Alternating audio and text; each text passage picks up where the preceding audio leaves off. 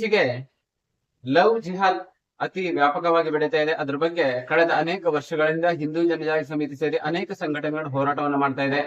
ಅದ್ರ ಜೊತೆಗೆ ಜಿಮ್ ಜಿಹಾದ್ ಬಗ್ಗೆ ಹುಬ್ಬಳ್ಳಿಯಲ್ಲಿ ನಡೆದಂತ ಘಟನೆ, ಜಿಮ್ ಮೂಲಕ ಹೇಗೆ ಹಿಂದೂ ಯುವತಿಯರನ್ನ, ಅಲ್ಲಿ ವರ್ಕೌಟ್ ಬರೋರನ್ನ ಅವರ ಜೊತೆಗೆ ಸ್ನೇಹ ಬೆಳೆಸಿ ಅವರ ನಗ್ನ ಚಿತ್ರವನ್ನು ಇಟ್ಕೊಂಡು ಅವರ ಬ್ಲಾಕ್ ಮೇಲ್ ಮಾಡಿ ಅವರಿಂದ ಹಣ ವಸೂಲಿ ಮಾಡುವಂತದ್ದು, ಅವರನ್ನು ಇಸ್ಲಾಮಿಗೆ ಮತಾಂತರ ಮಾಡುವಂತ ವ್ಯವಸ್ಥಿತ ಪಿತೂರಿ ಷಡ್ಯಂತ್ರ ಹೇಗೆ ಜಿಮ್ಗಳ ಮೂಲಕ ನಡೀತಾ ಇದೆ, ನಾವು ಕರ್ನಾಟಕದ ಉದಾಹರಣೆ ಮೂಲಕ ನೋಡ್ತಾ ಇದ್ದೇವೆ. ಅದ್ರ ಜೊತೆಗೆ ಈಗ ನಾಸಿಕ್ಕಿನ TCS ಕಚೇರಿಯಲ್ಲಿ ಅಲ್ಲಿನ ಮಹಿಳಾ ನೌಕರರನ್ನ, ಅಲ್ಲಿನ ಮುಸ್ಲಿಂ ಟೀಮ್ ಲೀಡರ್ಸ್ ಗಳು, ಅದೇ ರೀತಿಯಲ್ಲಿ HR ಮ್ಯಾನೇಜರ್ಗಳು ಹೇಗೆ ಅವರನ್ನ ಒಂದು ಲೈಂಗಿಕವಾಗಿ ಕಿರುಕುಳ ಕೊಡುವಂತದ್ರ ಜೊತೆಗೆ ಹಿಂದೂ ಧರ್ಮದ ಬಗ್ಗೆ ನಾವು ಭಕ್ತಿಯಿಂದ ಪೂಜಿಸುವಂತಹ ರಾಮ, ಕೃಷ್ಣ, ಮಾರುತಿ, ಗಣೇಶ, ವಿಷ್ಣುವಿನ ಬಗ್ಗೆ ಅತ್ಯಂತ ಕೆಟ್ಟದಾಗಿ ಅಪಮಾನಾತ್ಮಕವಾಗಿ ಮಾತನಾಡಿ ಅವರಿಗೆ ಇಸ್ಲಾಮಿಗೆ ಮತಾಂತರ ಮಾಡುವಂತ ಪ್ರಯತ್ನವನ್ನ ಮಾಡ್ತಾ ಇದ್ರು. ಮಹಿಳಾ ಉದ್ಯೋಗಿಗಳಿಗೆ ಪ್ರಮೋಷನ್ ಬೇಕಂತ ಹೇಳಿದ್ರೆ ಅವರಿಗೆ ಇಸ್ಲಾಮಿಗೆ ಕನ್ವರ್ಟ್ ಆಗ್ಬೇಕು.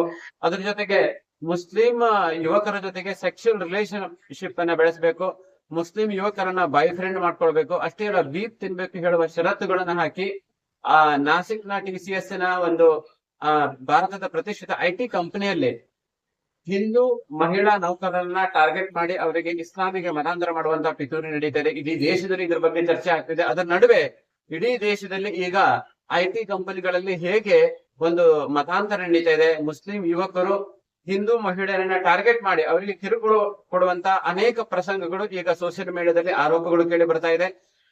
ಇನ್ಫೋಸಿಸ್ ಕ್ಯಾಂಪಸ್ ಇರ್ಬೋದು, ಮಹೇಂದ್ರ ಟೆಕ್ ಕ್ಯಾಂಪಸ್ ಇರ್ಬೋದು, ಹೀಗೆ ಅನೇಕ ವಿಪ್ರೋ ಕ್ಯಾಂಪಸ್ ಗಳಲ್ಲಿ ಈಗ ಅನೇಕ ನೌಕರರು ಆರೋಪಗಳನ್ನ ಮಾಡ್ತಾ ಇದ್ದಾರೆ. ಹಾಗಾಗಿ ಇದು ಅತ್ಯಂತ ಗಂಭೀರವಾಗಿದೆ. ಕಾರ್ಪೊರೇಟ್ ಜಿಹಾದ್ ಮೂಲಕ ಪ್ರತಿಷ್ಠಿತ ಪ್ರೊಫೆಷನಲ್ ಒಂದು ಸ್ಕಿಲ್ಡ್ ಲೇಬರ್ ಆಗಿರತಕ್ಕಂತ ನೌಕರರಾಗಿರತಕ್ಕಂತ ಹಿಂದೂ ಯುವತಿಯರನ್ನ ಟಾರ್ಗೆಟ್ ಮಾಡಿ ಅವರಿಗೆ ಇಸ್ಲಾಮಿಗೆ ಮತಾಂತರ ಮಾಡುವಂತ ಪ್ರಯತ್ನ ನಡೀತಿದೆ. ಇದು ಅತ್ಯಂತ ಖಂಡನೀಯ ಇದೆ.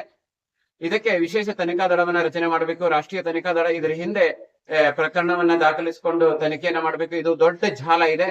ಇದು ದೇಶದ ಭದ್ರತೆಗೆ ಅತ್ಯಂತ ಅಪಾಯಕಾರಿ ಇದೆ. ಇತ್ತೀಚಿನ TCS ಒಂದು ವರದಿ ಪ್ರಕಾರ ನಿದಾ ಖಾನ್ HR ಮ್ಯಾನೇಜರ್ ಏನಿದ್ದಾರೆ ಅಲ್ಲಿ ಅವರು ಭಾರತದ ದೇಶದ ರಾಜಧಾನಿ ದೆಹಲಿಯಲ್ಲಿ ಬಾಂಬ್ ಬ್ಲಾಸ್ಟ್ ಆದಂತಹ ಆರೋಪಿಗಳ ಜೊತೆಗೆ ನಂಟಿದೆ. ಇದರ ಹಿಂದೆ ಭಯೋತ್ಪಾದನೆ ನಂಟಿದೆ. ಹಾಗಾಗಿ ಭಾರತವನ್ನ ಇಸ್ಲಾಮೀಕರಣ ಮಾಡುವ ಷಡ್ಯಂತ್ರದ ಭಾಗವಾಗಿ ಇವತ್ತು ಕಾರ್ಪೊರೇಟ್ ಜಗತ್ತಿನಲ್ಲಿ ಕಾರ್ಪೊರೇಟ್ ಜಿಹಾದ್ ನಡೀತಾ ಇದೆ. ಇದ್ರ ಬಗ್ಗೆ ಅತ್ಯಂತ ಗಂಭೀರವಾಗಿ ಸರ್ಕಾರಗಳು, ತನಿಖಾ ಸಂಸ್ಥೆಗಳು, ಪೊಲೀಸ್ ಇಲಾಖೆ ವಿಚಾರ ಮಾಡಬೇಕಾಗಿದೆ. ಅದ್ರ ಜೊತೆಗೆ ನೌಕರರು, ವಿಶೇಷವಾಗಿ ಹಿಂದೂ ನೌಕರರು ಇದ್ರ ಬಗ್ಗೆ ಜಾಗೃತರಾಗಬೇಕು, ಎಚ್ಚೆತ್ತುಕೊಳ್ಬೇಕು.